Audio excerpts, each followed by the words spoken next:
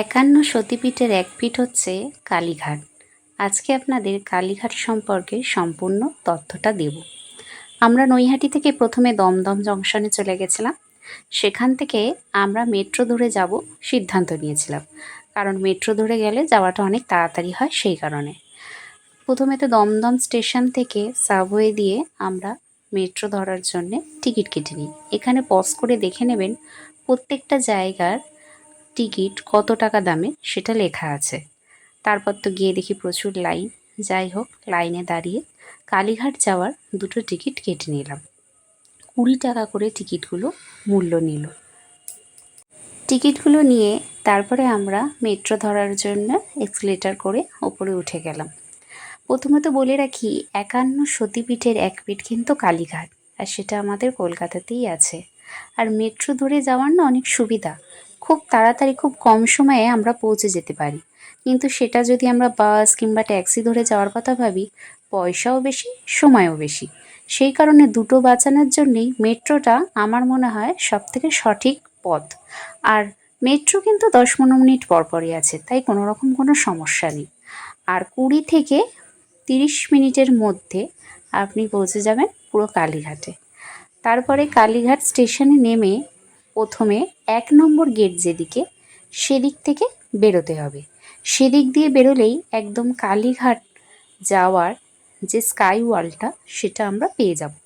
আর এখন তো নবরূপে সজ্জিত হয়েছে কালীঘাট, মন্দিরের নতুন সংস্করণও হয়েছে। আর স্কাই ওয়াল খাওয়ার জন্যে অনেক মানুষেরও সবার সুবিধা হয়েছে, যাতে সবাই খুব সহজে মন্দিরের কাছে পৌঁছে যেতে পারে। তাই আপনি যেখান থেকে বেরোলেন, ঠিক কালীঘাটে 1 নম্বর গেট দিয়ে যেখান থেকে বেরোচ্ছেন, সেই বেরোনোর পরেই ডান দিক দিয়ে আপনাকে যেতে হবে স্কাই ওয়াল যাওয়ার রাস্তাটা। কারণ ডান দিক দিয়ে মিনিট 1 হাঁটলেই আপনি দেখতে পেয়ে যাবেন স্কাই ওয়াল যাওয়ার রাস্তা। স্কাই ওয়াল থেকে সোজা উঠে গিয়ে কাউকে কিছু জিজ্ঞেস করার প্রয়োজনই নেই। আপনি সোজা এগিয়ে গেলেই কালীঘাট স্কাই ওয়াল থেকে নেমেই কালীঘাট মন্দিরটি দেখতে পাবেন। কালীঘাট 51 সতীপীঠের এক পীঠ। এখানে মায়ের নাকি বাঁ পায়ের বুড়ো আঙুল পড়েছিল। 51 সতীপীঠের মধ্যে এই কালীঘাট ভ্রমণ হচ্ছে আমার 3 নম্বর সতীপীঠ ঘেরা। অনেক ছোটবেলায় বাবার সঙ্গে একবার কালীঘাট এসেছিলাম। তখন আমি খুবই ছোট, হয়তো প্রাথমিক বিদ্যালয়ে পড়ি, তাই আমার সম্পূর্ণ ঠিকঠাক কিছু মনেও ছিল না।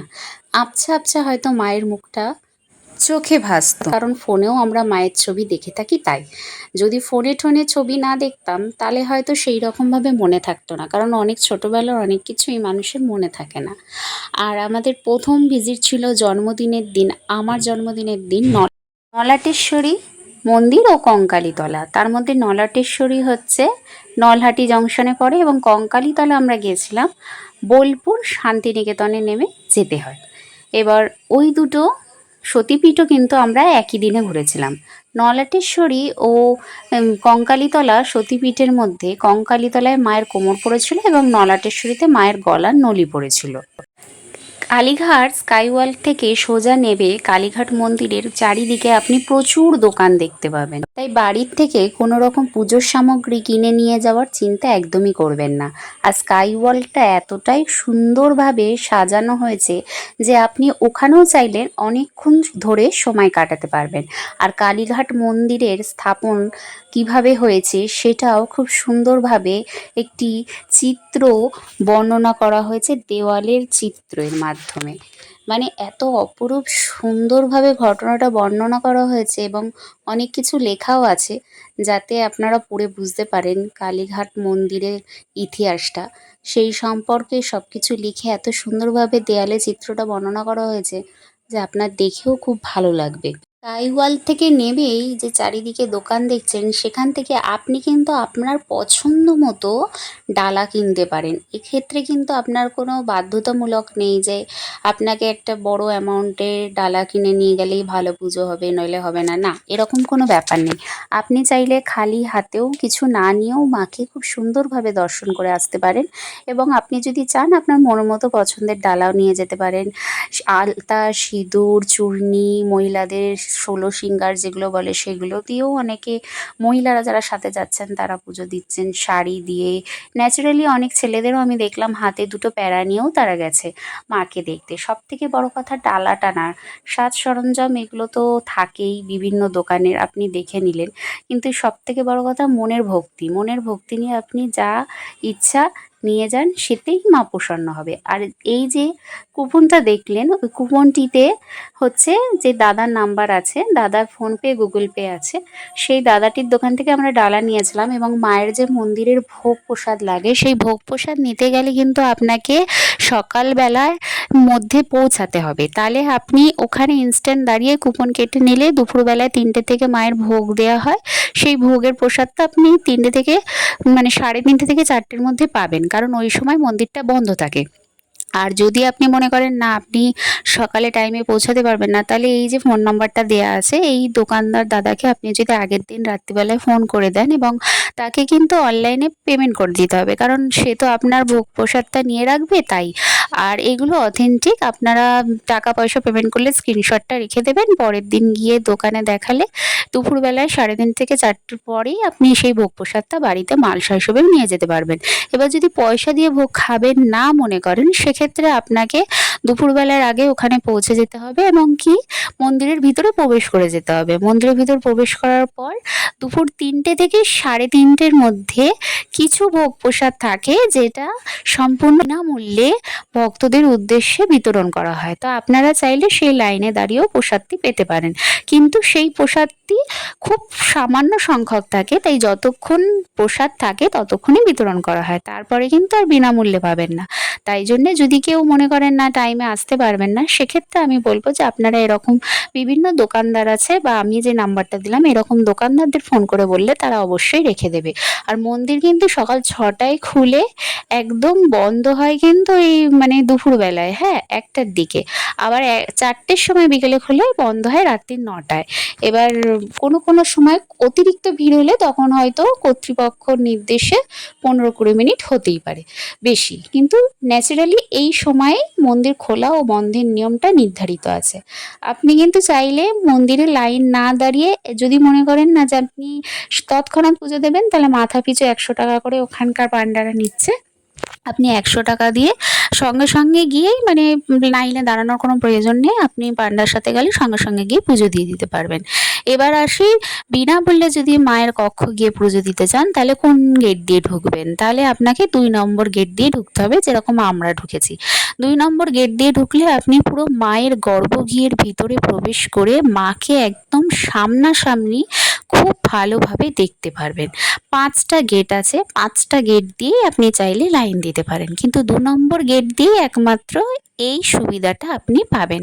আর মায়ের গর্ভগৃহের ভিতরে কিন্তু ফোন অ্যালাউ নেই, সেক্ষেত্রে আপনি মায়ের গর্ভগৃহের ভিতরে ছবি তুলতে পারবেন না, কিন্তু বাইরের সব কিছুই আপনি ছবি তুলতে পারেন।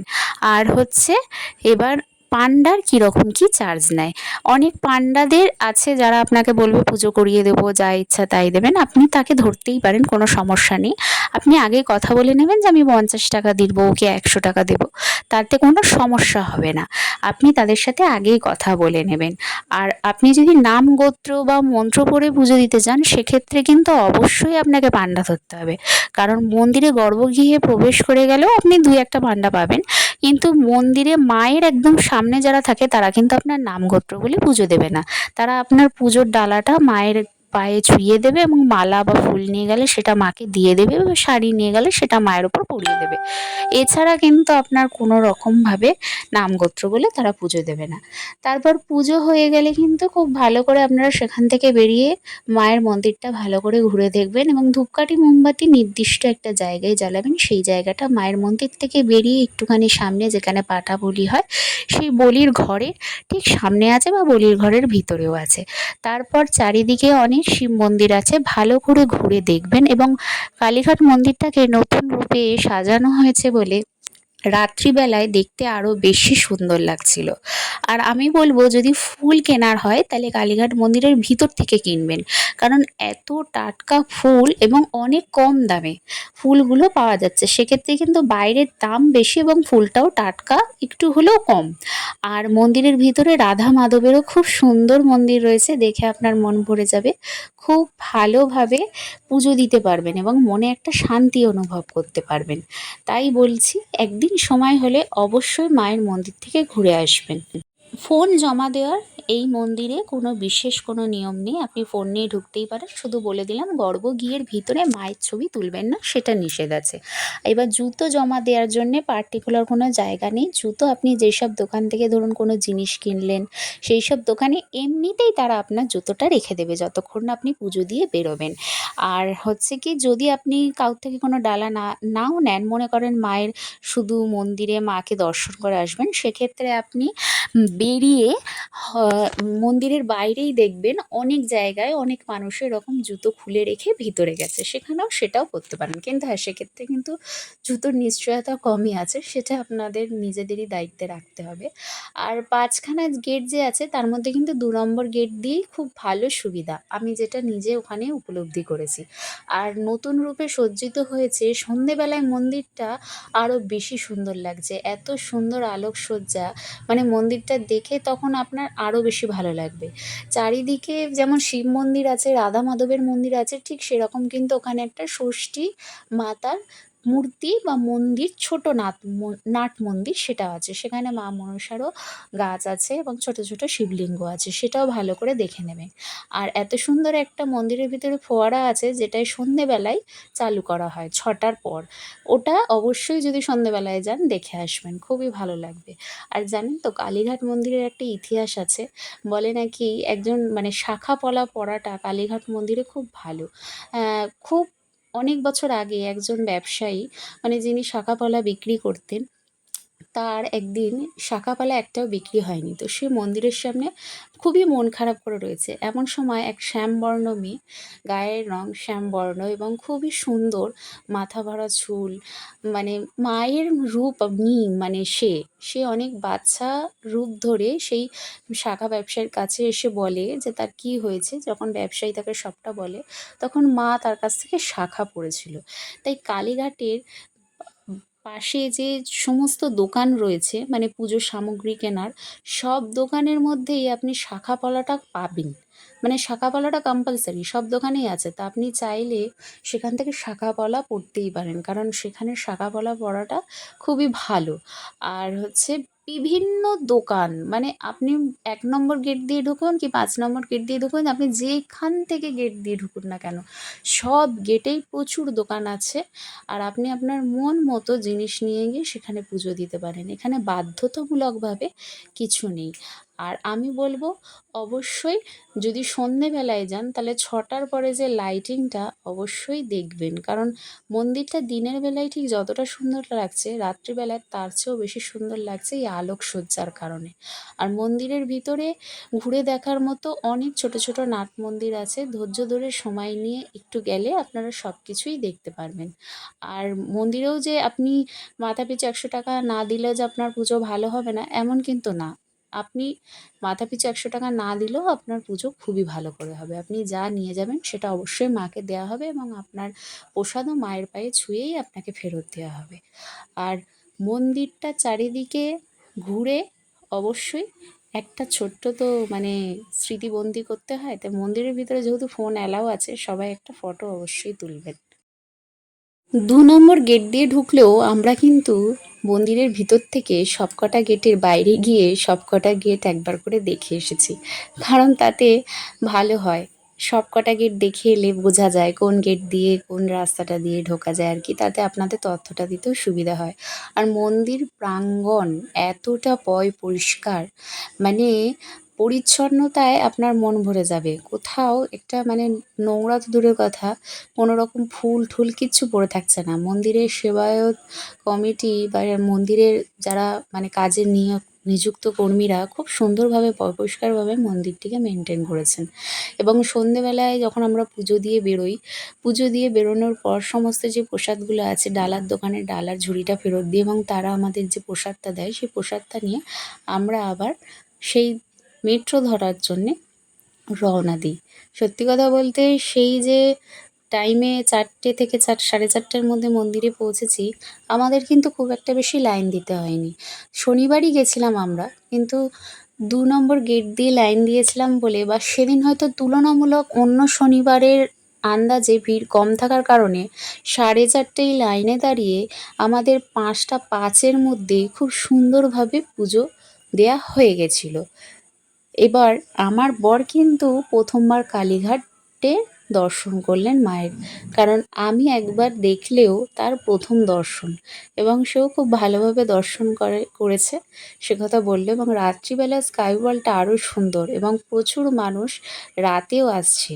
সত্যি কথা বলতে গেলে যদি রাতে যান সেক্ষেত্রে মানে একটু বিকেলের দিকে পুজো দিতে গেলে কি হয়, তাহলে আপনি বিকেলবেলাও চারিদিকে মন্দির প্রাঙ্গণটা ঘুরে দেখতে পারবেন এবং রাত্রিবেলা আলো জ্বালার পর মন্দিরটা কত সুন্দর লাগে সেটাও দেখতে পারবেন। এই যে কালীঘাটের পুরো ইতিহাসটা ওখানে লেখা আছে। আমরা খুব সুন্দরভাবে অনুভূতিটা মানে মাকে এত ভালোভাবে পুজো দেওয়ার যে অনুভূতিটা সেটা মনের মধ্যে বন্দি করে আমরা এসেছি। এত ভালোভাবে এই নিয়ে ৩ নম্বর সতীপীঠ দর্শন করলাম। জানি না আগামী দিনে আরও কোনো সতীপীঠ দর্শন করতে পারবো কিনা, কারণ শুধু টাকা বা সময় থাকলেই হয় না। মায়ের কাছে যাওয়ার যে মনের ইচ্ছাটা মাকে মনে মনে প্রকাশ করতে হবে, আর মা ডাকলে তবেই যাওয়া যাবে, তবেই আমরা যেতে পারবো, নইলে আমরা কোনোদিনই যেতে পারবো না। তাই মা যদি ডাকে অবশ্যই আরও সতীপীঠ দর্শন করার ইচ্ছা আমাদের থাকবেই।